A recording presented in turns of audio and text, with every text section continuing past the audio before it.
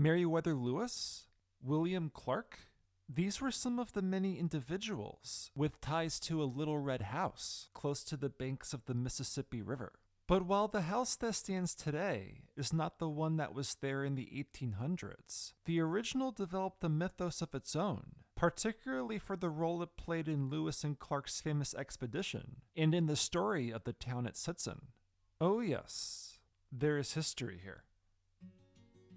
Walk around the riverside town of Cape Girardeau, Missouri, and you will find a quaint city that is proud of its heritage. And if you look closely, you will find there is history all around.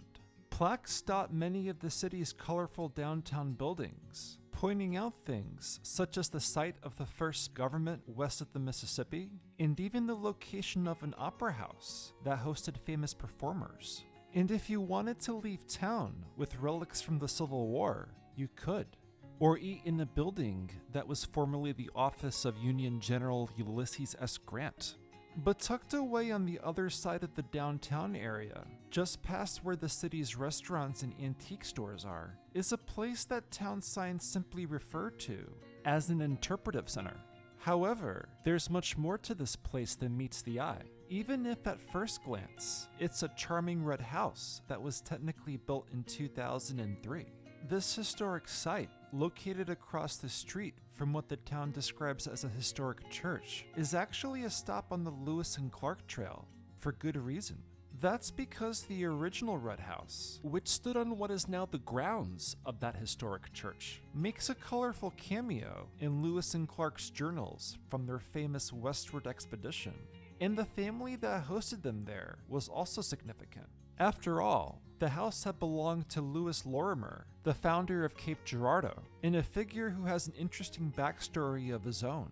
When Meriwether Lewis first met Lorimer, he described the town founder in his journal as a very cheerful man in his 60s who stood about 5 feet 8 inches tall, with dark skin and dark eyes. Lorimer also reportedly was someone who was proud of his hair, which barely had any gray.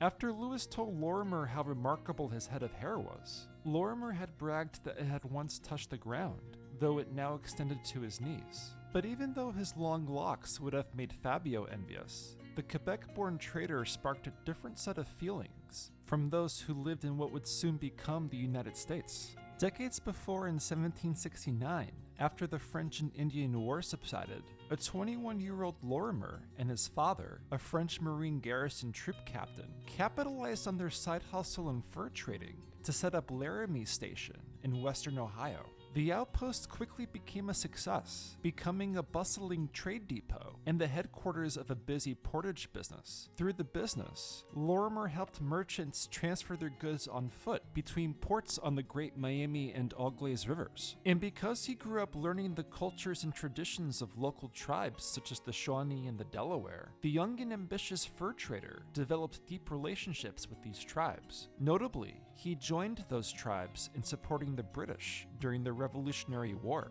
His reason? To directly oppose westward encroachment onto tribal lands from the east if the colonists prevailed. Not only did Lorimer equip and supply local tribes during the war, but he was also one of the masterminds behind the Native American raid on what is now Boonesboro, Kentucky. As part of this attack, he helped plan out the capture of the settlement's founder, legendary frontiersman Daniel Boone.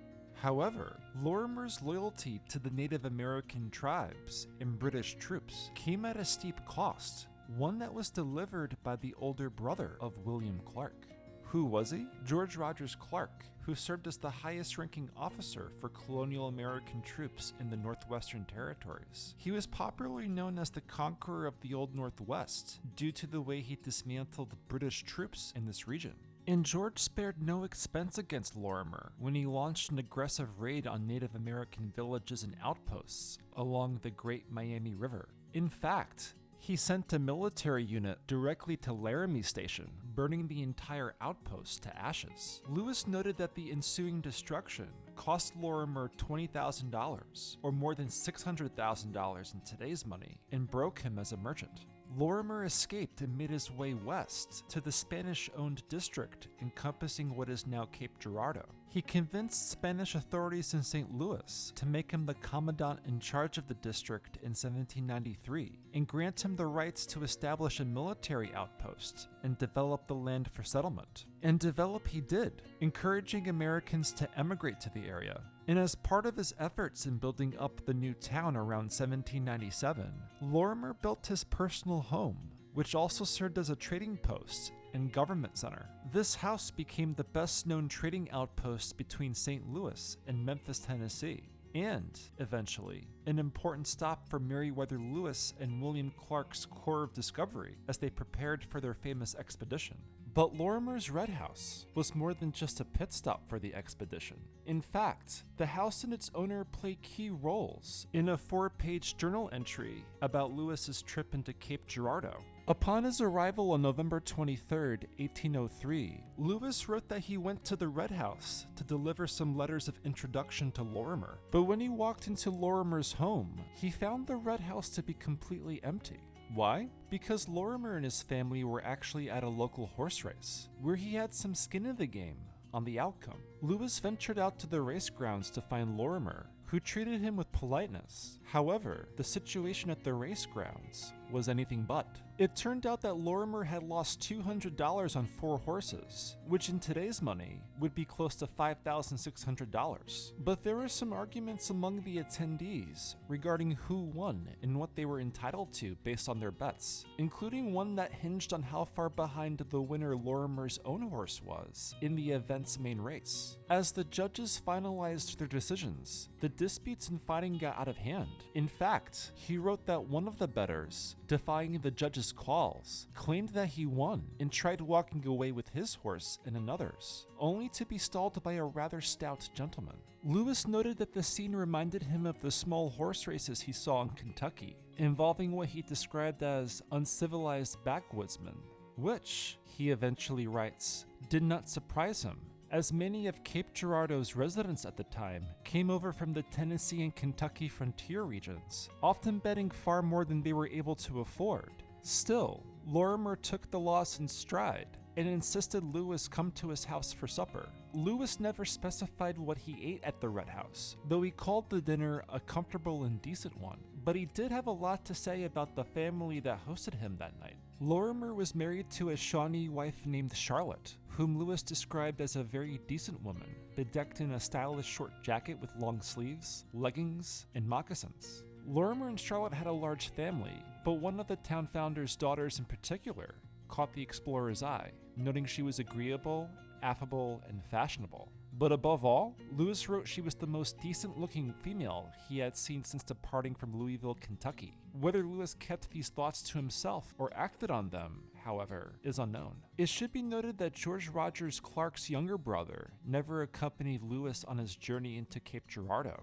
In fact, when Lewis returned from his supper at the Red House to the Corps of Discovery's boats, he wrote that he found his expedition co-leader to be very unwell. Given the role William Clark's older brother played in destroying Lorimer's trading post and uprooting him, it would have made for a fascinating interaction, especially when you see that Lewis devotes significant time in his entry discussing George's raid, signifying the events of Laramie Station was still on Lorimer's and even Lewis's mind at the time they met. And Lewis's day at the races with Lorimer was not the only time the exploring duo would be associated with horse racing. Later in the 19th century, William Clark's grandson, Meriwether Lewis Clark Jr., would begin one of the sport's most widely known races, the Kentucky Derby. Lorimer would pass away in 1812, 9 years after his meeting with Lewis, and in 1850, his prominent homestead met an unfortunate fate.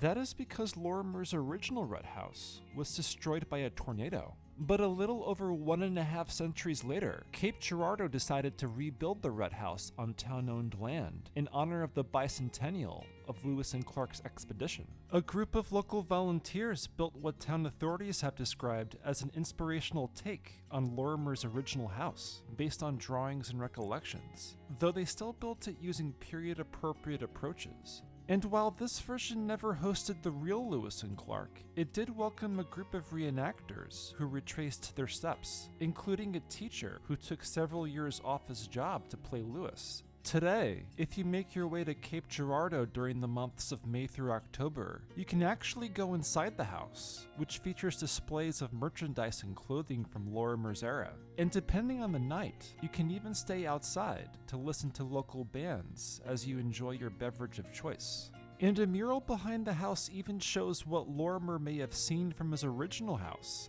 as he looked toward the banks of the Mississippi. Just don't get too close to the train tracks when you visit. While the rebuilt Red House and the marker signifying where the original once stood may be more modern, they represent the city's entrenched connection to one of the most famous expeditions in American history and its role in building up the economy of the growing Midwest. It just goes to show how you can often find colorful tales in the most unexpected of places. Thanks for watching There Is History Here. If you enjoyed diving into the past with us, make sure to like this video and hit that subscribe button so that you never miss an episode. Both are free to do and mean a lot for helping us grow our channel and reach more people. Your support helps us continue exploring the stories that shaped our world and the unique history that's right under our noses.